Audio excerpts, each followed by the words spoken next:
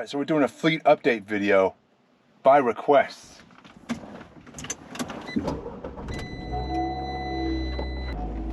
Alright, so one of the things I love about this Fiat, I actually do love driving this thing around.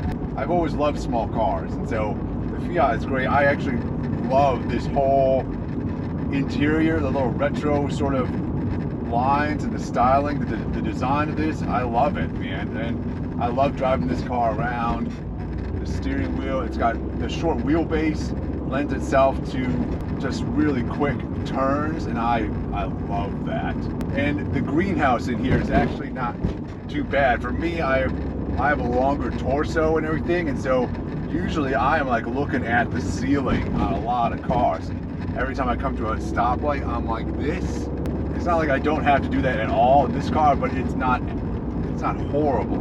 And this thing gets like 31 miles per gallon the last time I measured it. It's a great driving car. It's, from going around town, it just feels so quick and everything. And this is the sport one, and this has some of the best brakes of any car I've ever owned. Like, it stops fantastically.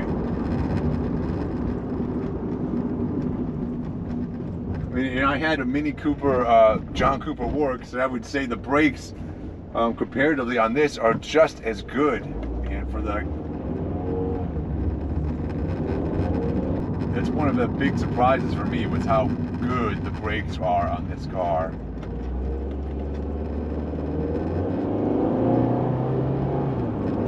But it's not the quickest car or nothing like that, but yeah, turning radius on this is fantastic. Like, so fun to go around corners in this thing. So overall, very happy with the Fiat. That being said, I am planning on selling it, just because I do feel like it's time. I do need a different vehicle for functional reasons. I can't move motorcycles with this car, unfortunately. Therefore, I am looking at those tiny vans. So the first of our motorcycles is this scooter. This is one we made last year. It's called the Dick Jelly, thanks to my girlfriend. It's made from a 2008 Yamaha Vino that we bought out of a tow yard auction that was completely trashed. So we rebuilt the front end. We made a custom leading link front end on this thing with an air shock on it, and it actually works. It is amazing. It does have issues, this bike. The carburetor, it's the original carburetor on there, and it's not great. The simplest thing is probably to put a new carb on there, and it would probably be a great running and riding bike here. But I just don't want to go to the effort with this thing, because I don't think it holds enough value to anybody to make it worth my time to like finish this thing off. So I am trying to sell it right now. I've got it listed on Facebook Marketplace for $300, which to me is just junk pricing. It's unbelievably cheap. Nobody wants it. I've had it listed for weeks. I've had a couple people, like 10% of the people, I've had a ton of people message me, comment on this thing. Most of them are just being jerks. I've had a couple of them would actually want the thing. I've got a list of things that I would be willing to trade for this, because I realize getting cash for it might be a challenge. And I've had people go, yeah, I'll trade you, and then they never show up. So yeah, this is a hard value proposition for the general public. I've had a lot of people questioning why this exists at all. People just, nobody knows what to think of it. It is so outside the box. Nobody can understand it. And so nobody wants it. It's too different, probably, and there's not many people, I think, brave enough to actually own this thing. So I'm probably, at this point, I'm leaning towards taking it apart, salvaging what I can off this thing, and then just recycling the metal on it, you know, getting rid of this thing.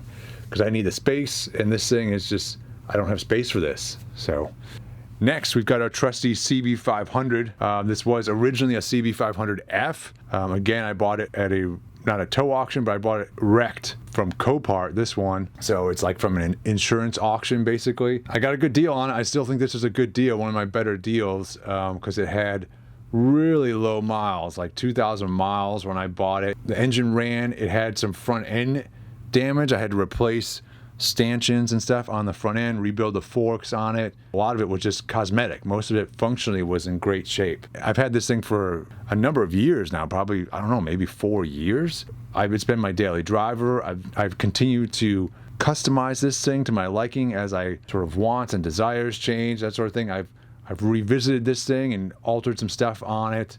I think the most recent thing was I added that front rack rally headlight kind of setup thing on the front of it. I've also added the skid plate and sort of engine guard on the bottom of this thing, because ultimately, kind of like a lightweight adventure bike is kind of where I'm headed with this thing. This has been a real fun bike, really reliable, and power-wise, a great bike for in town. Once you get it out on the highway and traveling, you really notice its weak points, which is the top end on this thing. 70 miles an hour, it's really peaking out. It's not a fast top end bike, but it does scoot around in town. The low end is great on this thing, and that's why I think it would be really fun off-road. I've got some really good plans for that. I've got everything sort of mapped out. I just need time to get the parts and swap things out on this bike. And then, of course, we still got the Grom Reaper sitting around. This has yet to see the road. I feel embarrassed to say that, I guess. Or maybe I should feel embarrassed to say that. I need to get this thing on the road next. It is something I sit around and I think about this a lot. I go back and forth about this bike because I think it could be better. My main thing is that it's too big. I really want any Grom-based bike to be really tiny, as small as possible. And this thing, I missed the mark on this when I made this bike. This is a bike that we made from scratch.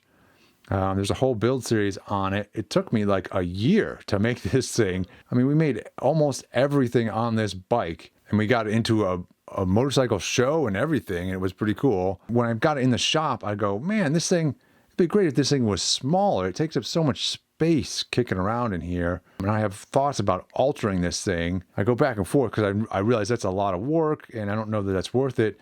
I'd like to make something with a 250cc engine in it, 250 or 300, something like that I could actually go on the highway or something with, and I could actually go places.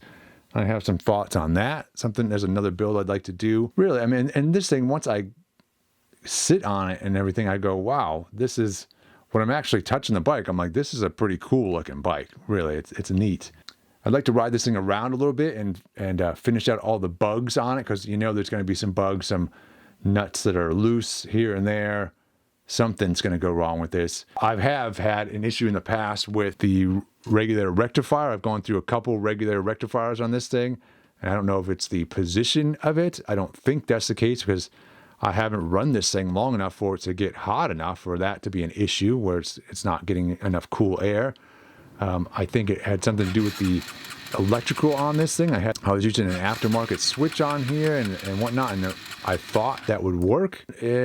Something was going wrong, and so I ended up buying a new OEM switch for the bike and wiring that back in, because I think that might have been the issue, where it was loading up the regular rectifier inappropriately somehow and causing it to short out. So I don't know. I haven't tested this thing long term really to see. I haven't had issues since I did that, but I need to get it on the road and play with this thing more.